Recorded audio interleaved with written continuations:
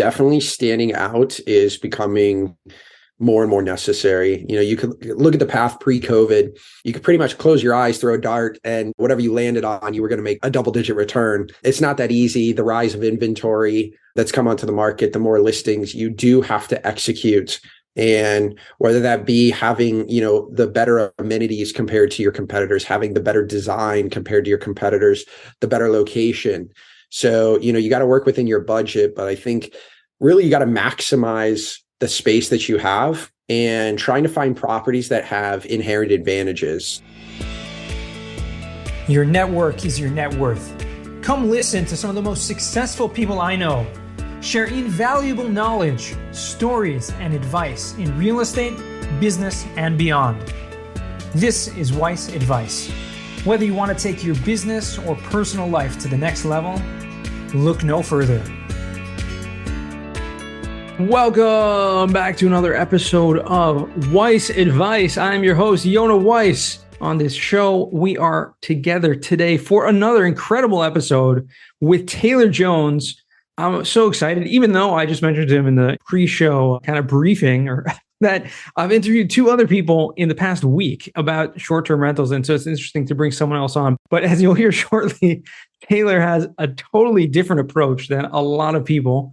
And I'm just excited to get to know you and learn your backstory and how you got into the space that you're in, which, again, we'll dig deeper. But first and foremost, welcome to the show. How are you doing today?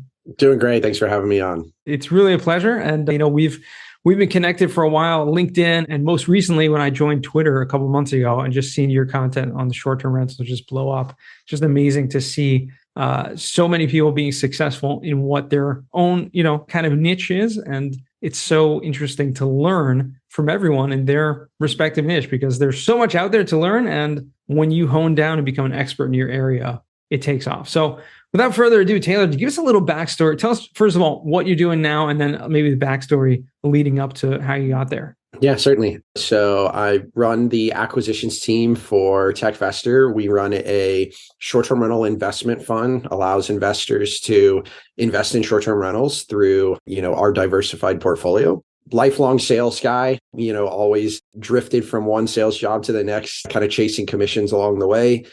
When COVID happened, I had a client-facing sales job and that got put on pause. There was no client-facing for a couple months there. And made the pivot to real estate. I've always had the itch to get into real estate. Wasn't sure what I wanted to do, wholesaling, flipping, go get my broker's license, et cetera. And naturally landed on short-term rentals. I've been a consumer of the product. Me and my wife have stayed in Airbnbs since 2015. So when we travel, just the two of us, it's been a route we've explored. And I never actually looked at the numbers from the ownership side. And kind of once I saw how the sausage was made, I was like, okay, I need to get into this. And so me and my wife, we bought a couple and that got me fully in. And then I got connected with our CEO, one of the co-founders of Techvestor. And as a washed up baseball guy, he needed somebody to help oversee the numbers, the underwriting, the pro formas. So staring at numbers in Excel all day was something that actually makes me excited as a numbers and baseball guy by trade. And so, I came on board and happy to help, grow this portfolio. Wow. Okay. Wait, so what do you mean by washed up baseball guy? What does that mean?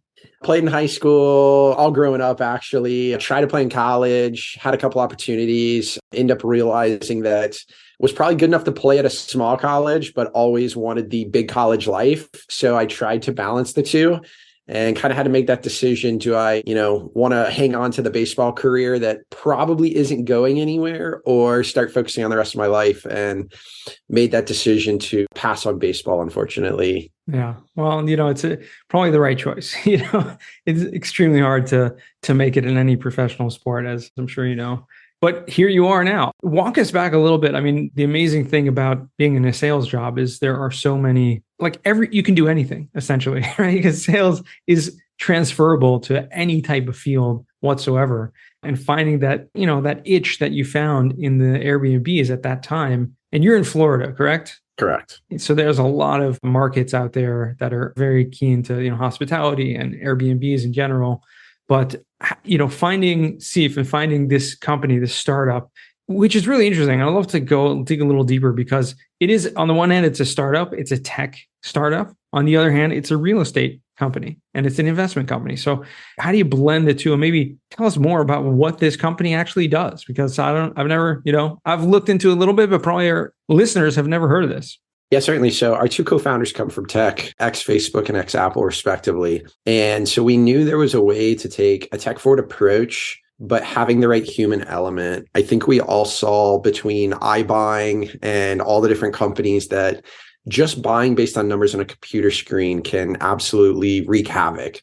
So what we do is we use the tech behind the scenes to really much narrow down where we should be looking and where we should be focused. Mm-hmm. So we use the technology to help us source, scale, underwrite, and find short-term rentals across the country. So for us, it's okay, where's the rental revenue and where's the money being made?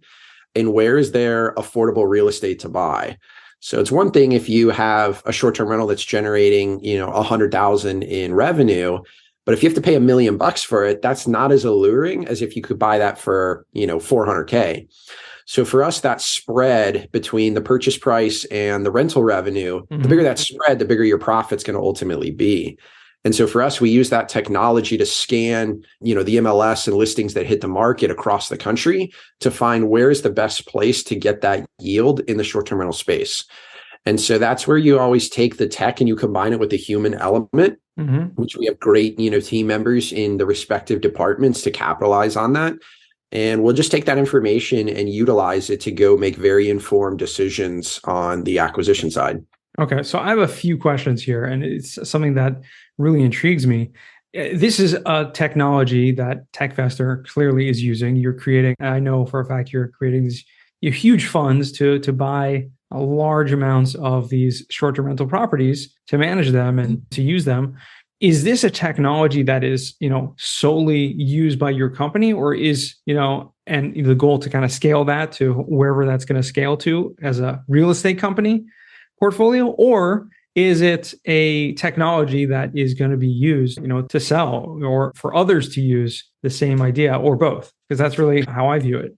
Yeah. So right now it is still internal proprietary. We have thought, hey, can we go SaaS this out? But then we're starting another company. We're starting a SaaS company now. So it's like, hey, we have an operations company to operate the short-term rentals.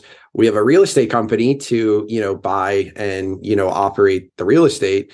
And right now we don't have the bandwidth or the capacity to be like, hey, we want to go start a SaaS company, because that comes with its own ups, downs, challenges, et cetera. So for right now, the proprietary technology is just staying in-house. To say that we would never build a SaaS would not be accurate. So, that could come down the road. It's just not the appropriate time today. So for us, it's really just all about staying laser focused on building the real estate, acquiring the properties, renovating them, designing them, furnishing them, and then ultimately cash flowing them on platforms such as Airbnb, VRBO, et cetera. Sure. And is there a certain approach when it comes to picking the markets or picking the areas? Because you said, this technology essentially could scan every single property in the MLS in every, location, or using whatever softwares are out there. And I'm curious to hear what other kind of resources you're using, inputting into the technology, like AirDNA or things like that. But, how do you choose those markets, or are you kind of agnostic when it comes to markets to invest in? Yeah. So, we try to be very numbers driven and look at the data. It's always funny seeing the list, the headlines, the best places to invest, right, and you can get here. And when you really dive into the numbers, you're like, this is not a great place. So for us, it's not emotional. You really try to detach yourself from that and really look at the numbers, because ultimately, if we're going to responsibly deliver yield to investors, we need to have the data that supports that, rather than an emotional hunch or hey, this is popular, sounds great, or it would be cool to own here. There's a lot of places like that. And those are lifestyle purchases more than anything. So for us, it's really about staying very disciplined to the numbers and the data. And, before you even start or take the consideration of a market, it's got to be legal. So you got to start with regulation. What's the zoning? What's the regulations? That varies widely state by state, city by city, municipality by municipality. So once we've identified that, yes, it is legal and we can operate and acquire within those regulations, within that zoning, then we'll go find and say, okay, what's the best thing to buy? Mm-hmm. So for us, we'll look at the data and it'll tell us, okay, we'll start with, is it better to buy small or big? Should we buy one and two bedrooms, or should we buy 5 or 6 bedrooms? Sometimes it's everything in between. Then you'll look at where's the revenue being made. Is more revenue being made on the north side of town, the east side, the south side, or the west side? So say, okay, hey, we should buy this size product, and then we should try to buy it over here on this side of town.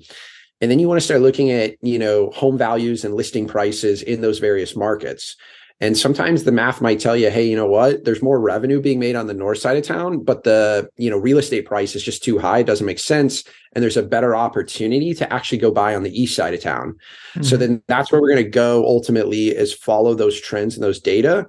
So we can see not only where is the best place to buy, but what is the best type of product to buy in that market. Right. That's awesome. I mean, really nailing down the data, dialing it down to minute detail. But one of the most important factors in operating a short-term rental is really the management and having the team, which does that prohibit you? I mean, obviously, like I said, you're finding these markets, you're really doing the research into it. But at the end of the day, having the boots on the ground is one thing that I know, speaking with hundreds of, small-time investors who own, 1 to 5 properties on their own.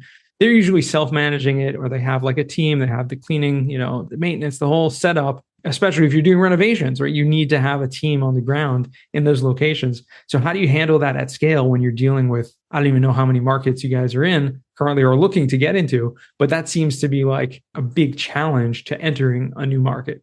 Yeah, so it was never this easy, and we've had to set up, SOPs to make it work, but we are comfortable going into any market, and we can get set up, in about a 6 to 10 day window in any given market at this point. It was never that good, but, internally we have construction managers who are going to oversee the renovations.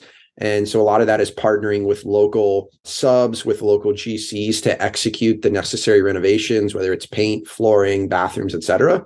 Then it'll come to the design team and executing the design of the property. So, hey, we want to go with this theme, this modern or contemporary, and these colors and this throw pillow and stuff like that. And then ultimately, yes, it will come to the property management side. And that's where, again, having those partnerships with, cleaning companies on the ground, local maintenance staff, local handymen, local contractors, plumbing, electrical, et cetera.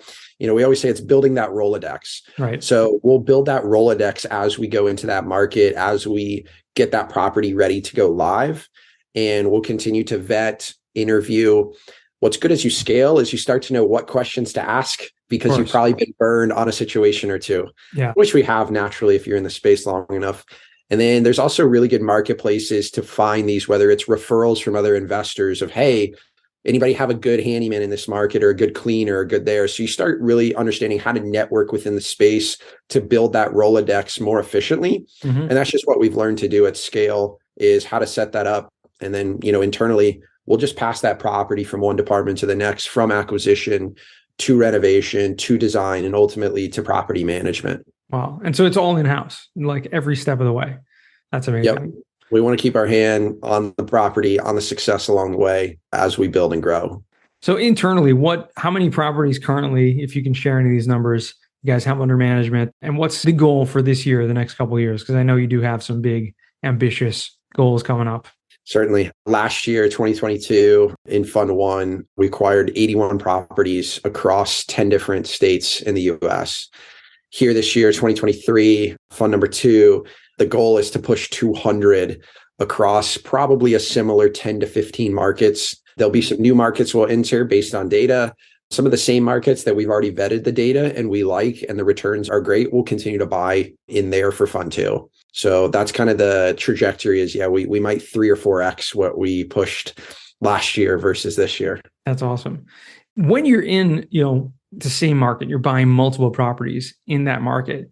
I mean, how do you handle are you competing with yourself? I mean, obviously there's tons of opportunities out there. There's a lot of choices when you go onto Airbnb.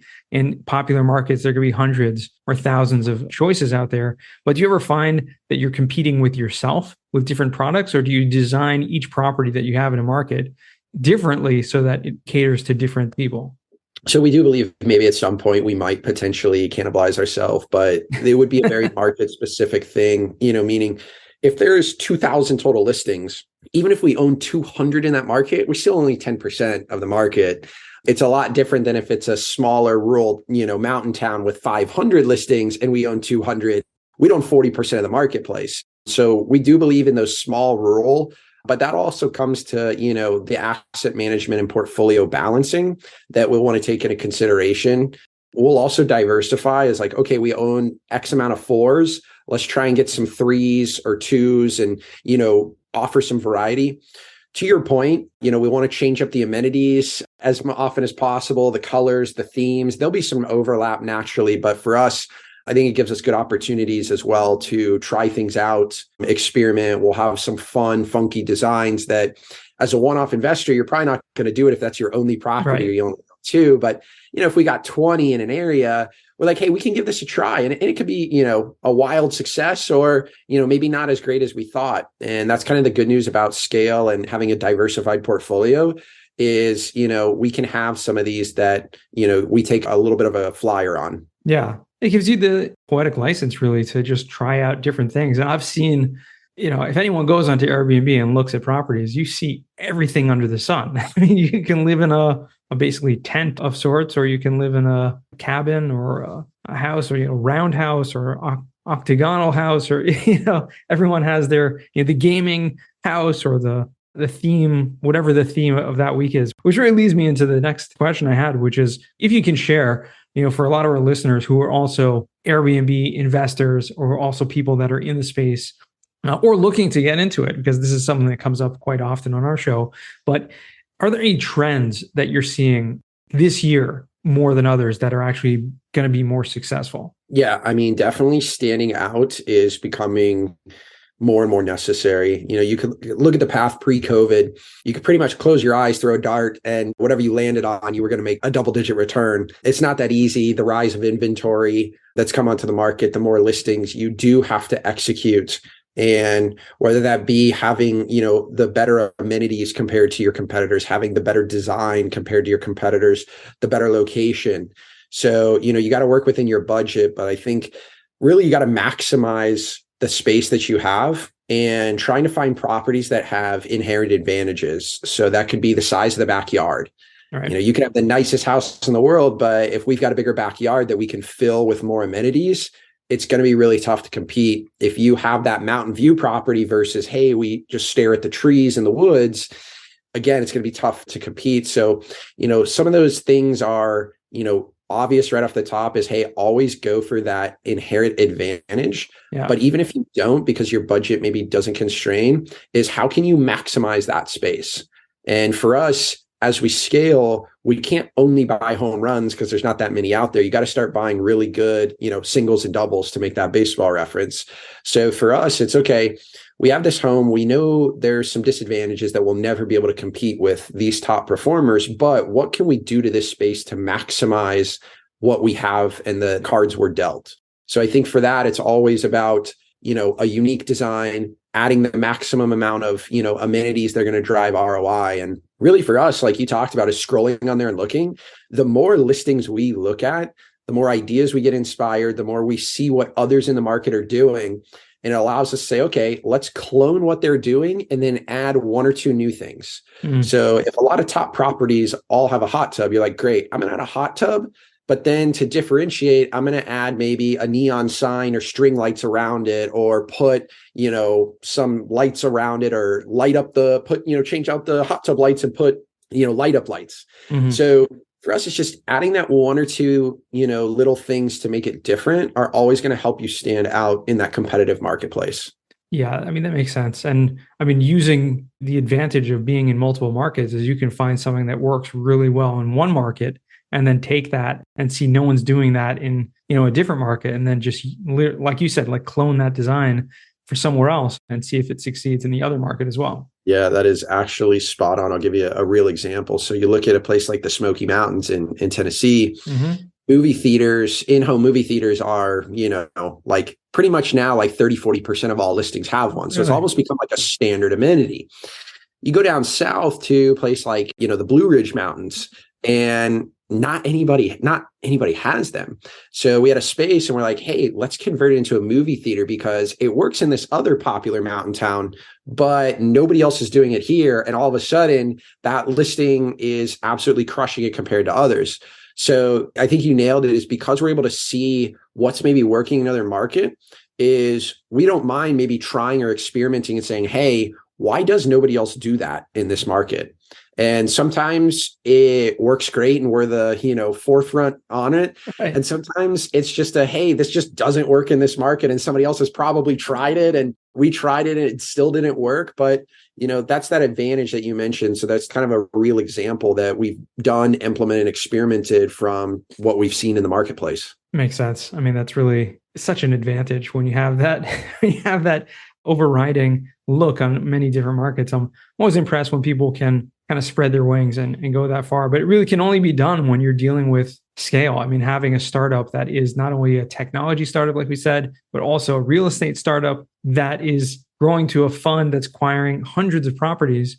I mean, is the ultimate goal just to, continue building this year after year? Or is it, like most startups, let's exit at a certain point? Is there an end goal in that regard? Yeah. Ultimately, right now, it's accumulate and cash flow along the way. And then sometime here over the next handful of years is to bundle them up. We'll have a lot of turnkey, cash flowing, ready to go short-term rentals that you can hand the keys over to a large institution. You can sell them off in chunks to smaller institutions. You can sell them one at a time. It would be a very long, painful process as turnkey short-term rentals to other investors, which, we have done to kind of test our thesis. So we have sold some of our turnkey cash flowing short-term rentals to investors who are like, hey, I don't want to renovate. I don't want to design. I don't want to acquire. Like, just give it to me already done. And we've already proven that and done that. So for us, it would make sense to sell everything, in one big swoop of saying, hey, here's 500 or here's 1,000 turnkey cash flowing short-term rentals. But what's great is we've seen is we can break that down and sell it one at a time or in pieces or in chunks. Okay. So the final question I really have for you on this point, on this topic, which is something that I've seen so much discussion around this point, is that every single Airbnb owner has guests from hell at some point or another. Right? And I just want to know one story that you can share of something that just, went wrong and nothing you could do about it, but was just, something that will stand out forever. Yeah, I'll tell a personal one from a property me and the wife own. Is we get a call from the neighbors and they're like, hey, somebody's shooting guns on your property. What? Now, granted, this is in the mountains in Georgia and it is legal to shoot guns on your own property in this county. However, it's not legal in the HOA that we're in. We're in a little cabin development. Each property is like acre and a quarter, but still not doing that. And they're like, hey, the cops are there. And I was like, oh, geez. So, we're looking at the Ring camera and the driveway and end up calling the sheriff's office. I was like, hey, like what happened? They're like, we showed up and, the person who was accused of doing it ended up just running away, messaged the guests. And they're like, yeah, sorry, that was a visitor. And it's like, well, that can't be done. And it's against the rules, and had to talk to the HOA. And come to find out the next day, we've got cleaners out there in the backyard cleaning up shell casings because somebody just decided to shoot guns up in the air. There was no violence, thank the Lord. Thank God. Was just shooting up in the air and obviously startled a bunch of the neighbors. But yeah, never good. Had to pay the cleaner a little extra to get all the shell casings swept up off the back, and had to maybe send a nice thank you card or two to a couple of the neighbors. So yeah, never a dull moment when you get a call that somebody is shooting guns on your property. And thank the Lord, it's, just up into the air. Right. Yeah. Thank God. I mean, a shooting on a property, that's probably the best possible scenario that could come out of it, right? When you hear that a shooting has happened at your property. But yeah, that's crazy. That is crazy. Well, I appreciate you sharing that. I want to transition out what we call the final four, Taylor. These are 4 questions I ask all my guests. First one to you is, what's the worst job that you ever had? Man, worst job, I could argue, was being a busboy at a nightclub, college, naturally, 19 years old. And, they had a little kitchen as well. And on a Friday, Saturday night, it's shoulder to shoulder. And you're coming in through with your little tray, like, hey, I need to scoop glasses to go clean. And you're in the back and the floor's all sticky. And at the end of the night, you're just like, okay, I got to get out of this shirt, out of these shorts. It definitely taught some good lessons, I'll tell you that. But in the moment, I was like, oh my gosh, and, needed something. And, when you get into desperate times, you make things work. And so it was paying well. The bartenders would always tip us extra for working hard. So, ultimately it was a good placeholder and taught me a lot of life lessons. But in the moment, it was tough. Yeah, no, that's a hard one. We've had a few people mention that type of job on the show before. It's just clear that that's something across the board. Nobody likes that type of work. So yeah, certainly. Definitely lessons to be learned though. Second question, what's a book you've read that's given you a paradigm shift? Yeah, I'm sure I am not the first one to answer this, but the Rich Dad, Poor Dad original kind of changed the mindset thought of working for somebody else to working for yourself to buying assets, accumulating assets. And I think that followed up with a bunch of YouTube videos of creative content put around that similar concept from other people in the space. That really shifted the space of what real estate can do. I love sales and there's a lot of great stuff with sales. Don't know that I'll ever go back because of, once you get in the real estate space, you realize, oh my gosh, this is a whole nother cheat code you can unlock. Yeah, 100%. There's so much to it on so many levels. Real estate just takes the cake. But the sales, I mean, like we said earlier, the skills are so transferable and really you can use what you've learned in sales in any job whatsoever to excel. So that's always good. I mean, I don't know, not if you're looking at spreadsheets all day, but to a certain extent. Yeah, no, there's sales. You're talking to agents, you're talking to brokers, you're talking to other investors and networking. And there's a way you can phrase things to try to, get the information you need. So there is definitely a lot of transferable skills, even from sales into real estate. Very cool. Awesome. So third question, what's a skill or talent that you would like to learn? This could be anything. I always said I was always a sports guy growing up. And I think my dad always joked that, God gave us one extra sports gene and not a musical talent gene. So I look back and always was like, man, I wish, growing up in the boy band craze of, NSYNC, Backstreet Boys. And I was like, man, I wish I could dance or sing, or play guitar, some level of musical talent. And, I played piano in first and second grade and, dabbled a little bit, but ultimately sports were where my excellence was. So something I always wished was I either gave it the dedication it deserved or just had the talent to try to figure it out, was some sort of musical opportunity, whether it's sing, dance, instrument of some sort. Well, it's never too late. It's certainly never too late to learn. Yeah. Maybe once this real estate thing slows down in a later year or later life, I can maybe try and pick it up on a more relaxing basis. Yeah, absolutely. And fourth and final question, what does success mean to you? I think success to me is reaching that equilibrium of happiness for both myself and my family. And, I think we're all striving for similar things. And, to me, it's that time freedom. Mm-hmm. You have the ability to work on things that truly make you happy and are passionate about versus being forced to work on them. And so building through real estate, through accumulating assets and, having the cash flow to build and live off of, I think gives you that time freedom. And you have so much mental clarity when you have that time to work on things that make you happy.